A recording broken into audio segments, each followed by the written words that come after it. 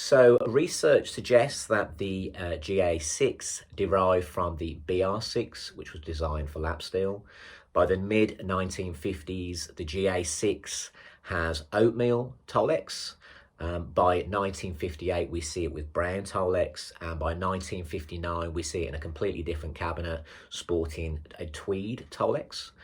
My 1957 oatmeal GA6 has a 12AY7 in V1 and a 6SL7 in V2 as the phase inverter. By 1958, we're seeing the tube configuration change again as V2 now has a 12AX7. And by 1959, we are seeing both tubes as 12AX7s in the preamp stage. Therefore, it's a guess, but I'm guessing that the components were changing in the circuit slightly as modifications for the addition of these tubes. So as the time is going on, maybe the amps are getting slightly more gainy, especially as we're now seeing 12AX7s in V1. We have recently come across me and my friend, he's purchased it recently, a Lancer from 1959 with a 58 GA6 circuit. So therefore, it goes to show that although Gibson were updating their cabinets in 1959, the actual schematics weren't necessarily updating with them. So when we talk about the Lancer, we're talking about the same tube layout. We're also talking about the same components as what we'd find in the Titan. Although his example shows that it is, or his is, still an older model in terms of the components and the way that they're presented.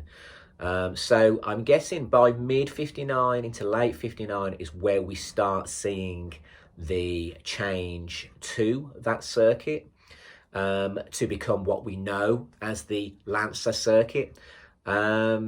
His has, again, it has the newer tweed cabinet. It has the Flying V logo. It has the Oxford grill cloth. It even has the control panel on the top, which is the Lancer control panel as we know it. But again, it was just as he opened up the cabinet and looked inside, realized it wasn't the Lancer circuit as we know it. It was still a GA6 1958 component layout.